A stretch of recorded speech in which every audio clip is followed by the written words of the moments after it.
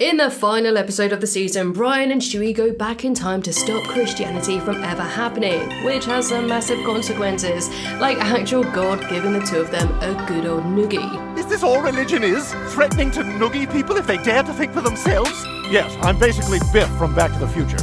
And after a really disappointing season, this latest episode entitled Faith No More really is a diamond in the rough. I laughed so hard throughout it, and it's easily one of my favourite episodes in this entire season. But that's not to say I don't have some gripes with it, so let's dive in and see what makes it so very different. The episode opens with Brian at the vet waiting to get a GPS tracker and a Bluetooth speaker inserted into him. Yeah, playing Ed Sheeran through my dog. I'm like a cool dentist. But there's some pros to the surgery, like the vet nurse being super young and super beautiful, so that means that Brian has to hit on her. I even pride myself on being able to find every dog's spot, right behind the ears. Well, maybe you can find mine sometime. She responds to this by listing all of the reasons why he wouldn't be interested in her, which are things like this. And my car's so filthy. I need someone to stick their head out the window to help navigate. Head out the window? Now I found this so funny because I always love when the show reminds us that he is in fact a dog, despite communicating like a regular character, and a sleazy, smooth-talking character at that. But yes, his smooth moves work and she invites Brian to a Christian rock concert, and before he can protest by saying he is in fact an atheist, she gives him an orgasmic scratch behind the ears that completely rocks his world. I'm not a big fan of anything, but Jesus, he's the best. As we all know, Brian will say and do anything just to hump her leg, so he pretends to be a devout Christian, which is hardly the first time Brian has lied in order to get into a woman's pants. Like, do we remember that time where he lied about being a dog to a blind woman? Wow, you're really a true gentleman. Yep, not too many of us left. Speaking of which, I have been wanting to do a big deep dive into Brian's complicated dating history for a while now, so do let me know down in the comments if you'd like to see that in the future. Anyway, later on and during the concert, she invites Brian back to her place, and he thinks he's gonna get lucky, right up until he finds out that she's actually disgusted by the idea of sex before marriage. This pisses Brian off, and so he leaves to complain to Stewie all about the negatives of Christianity. Christianity is the worst thing that ever happened to this country, or the world. But Stewie responds by saying it's not all bad by showing off his swarthy Men of Nazareth calendar. Doors opening for all 25 days. Talk about the stars of Bethlehem, eh, right? But don't worry guys, this joke will pay off a bit better later on in the episode. This little chat didn't do too much for Brian, so he settles in to watch John Oliver on TV to calm himself down. Blimey, Governor, Republicans are bollocks. God, the British are smart. And that's absolutely true, by the way. After some thought, Brian gets the bright idea to completely get rid of Christianity once and for all by using Stewie's time machine. But you don't need Stewie's time machine to travel back in time. Like, did you know you could travel to a fantasy medieval yesteryear with Raid Shadow Legends? Yeah, but alright, you, your dog and your grandma all know what Raid is by now, but they're bound to. The game has a rating of 4.5 stars on the App Store with over 2 million reviews. But now is actually a great time to play Raid because they're running a Spring Hunt event where you can win real life prizes like games consoles and 10k worth of Amazon gift cards. Basically, you need to travel to Mistwood and hunt for hidden items. This is by downloading Raid to get your Raid ID using specifically my link down below in the description. Go to springhunt.plarium.com on your PC or phone and then enter your Raid ID and start your search. Raid also hosts Community Week events for new and existing players. Like right now, they're giving away the legendary champion Chronicler Delin completely free. All you need to do is log in for 7 consecutive days between April 11th and July 8th. But best of all though, to get you started, the team at Raid have given me special access to a special starter pack just for you. This comes with the epic champion Tyrell from the High Elves faction, and then Rector Drath once you reach level 25. So to get them, simply download Raid using my custom link down below or scan this QR code. And then enter promo code SPRINGHUNT24 once you're in. Come find me under the name Lydia Lovelace and join my clan Lydia's Legends, and let's be legends together. If you go directly through the app stores, unfortunately you won't get my special starter pack. So if you want to start playing, click my link down below. So Brian finds himself in 30 AD Israel, and almost immediately his Bluetooth speaker starts playing. What the hell? Has anyone seen Brian? I want to shred it to Lizzo. Oh yeah, I'm that bitch. Also, side note, hard relate to Peter here because I also can't do anything on the treadmill without some kind of pop diva blasting in my earhole. I just can't, it's impossible. It's after this that Stewie manages to locate Brian using his tracker and so warns him not to mess with time, right before he's quickly distracted by one of the swarthy men.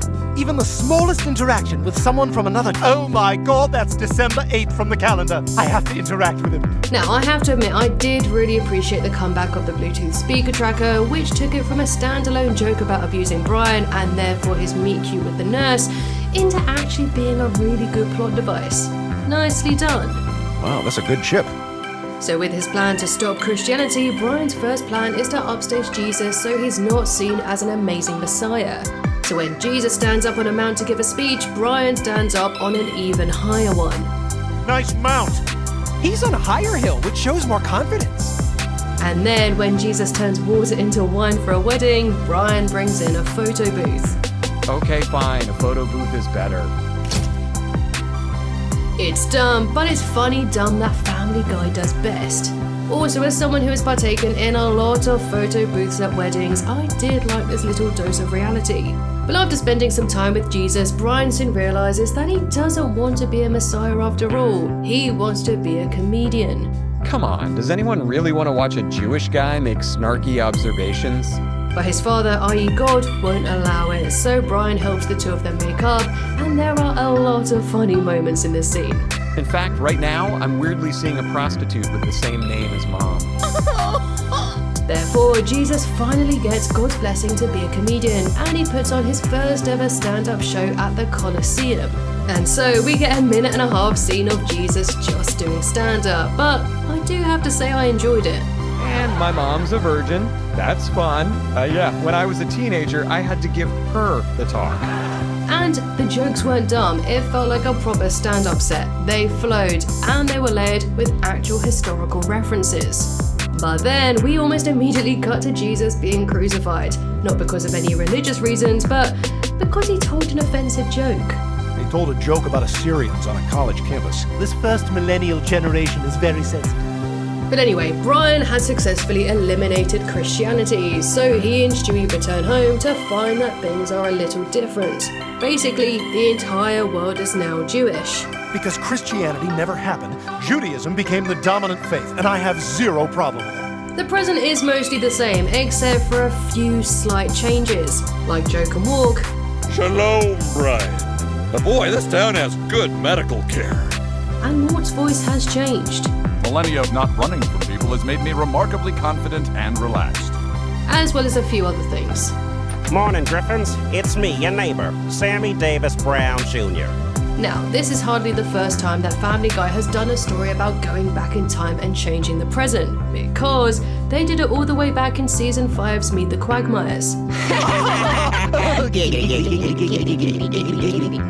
And in Season 10's Back to the Pilot, where Brian stops 9/11 from happening, and then in Season 11's Life of Brian, where after giving the Native Americans guns, everyone was then Native American in the present. And this butterfly effect is a common trope in many time travel movies, but it's one I genuinely do like seeing again and again with these Brian and Stewie time travel episodes. They've always been my favourites, I just love their chemistry. They bounce off each other so well, they could be arguing one minute and best friends the next. And these time travel episodes and Road 2 episodes do get them out of Quahog and into more interesting locations. So, getting back to the plot, and at first Brian and Stewie are loving being Jewish, right up until this moment. It's almost sundown, so let's turn off our devices and walk 3 miles to temple. What? Ha! So, to remove Judaism too, Stewie goes back in time to stop Moses from getting the 10 Commandments. I gave Moses $20 to walk away. And before you say anything, that was a lot of money back then. Anyone would have done it. This works, and so there is absolutely no religion at all in the world. Hey guys, who does Mel Gibson hate? All of his ex-wives, but no generalized group. Now, I thought this was all a bit too quick, and I do wish we got more than just a one-liner here, but I get it. It's a 21-minute episode. There's a lot to fit in here. So everything is great and dandy right up until God knocks on their door and proceeds to give them noogies because he's now pretty much redundant. And oh my god, this made me laugh so hard. So with that, God threatens them to fix their mistake, but Brian says no and basically calls God a boomer. This is then before cutting straight to a beat-up Brian and Stewie singing in church, presumably after going back in time and restoring Christianity. Although I found the ending kind of abrupt, it only really made that funnier, and saying that there are a lot of funny jokes throughout the episode that I didn't even bring up yet. Like Brian eating Jesus' hummus, which is something I can really relate to because damn, I love hummus. Okay, I guess it's for both of us. And then there's the Maury scene where Joseph finds out that he's not in fact Jesus' real father. You are not the father. Yes! Yes! Yes! I knew it! I knew it! But I must say that not everything landed for me, like this Del Taco parody ad. Del Taco, you want fries with your taco? Too bad, you're getting them. This cutaway of Jewish Columbus. We did it. We discovered New York, Miami, and Filene's basement. Yay! Fact! And then this Mayor West voiceover, which completely fell flat for me. Sounds like Brian's fixing to use Stewie's time machine. I'm Mayor West, and my voice was sped up because the show ran too long.